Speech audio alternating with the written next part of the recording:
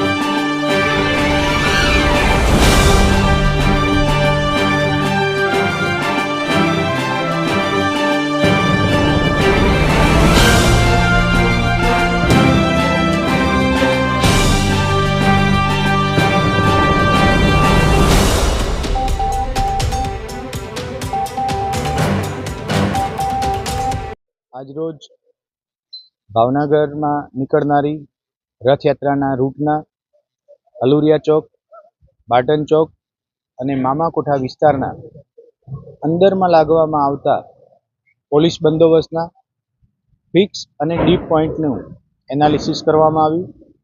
આ સમગ્ર પ્રક્રિયામાં ભાવનગર શહેરના પોલીસ સ્ટેશનના થાણા ઇન્ચાર્જશ્રી, એલસીબી, એસઓજીના અધિકારીઓ અને તમામ પોલીસ સ્ટેશનના ડી સ્ટાફના પોલીસ કર્મચારીઓને સાથે રાખવામાં આવેલા હતા।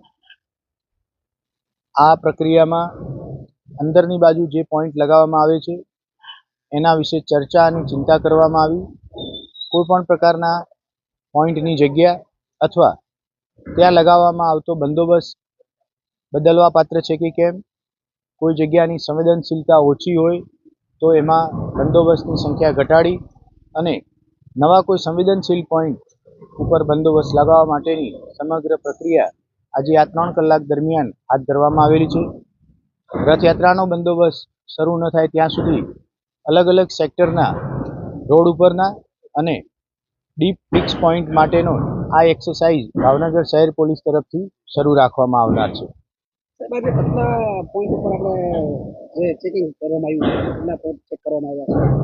આજે ગંગાજળિયા અને ઘોઘા રોડ પોલીસ સ્ટેશનમાં અંદરની બાજુ જે સેકન્ડ અને થર્ડ લેયરનો બંદોબસ્ત લાગે છે એવા 22 થી 25 જેટલા પોઈન્ટનો મુલાયજો કરવામાં આવેલ છે।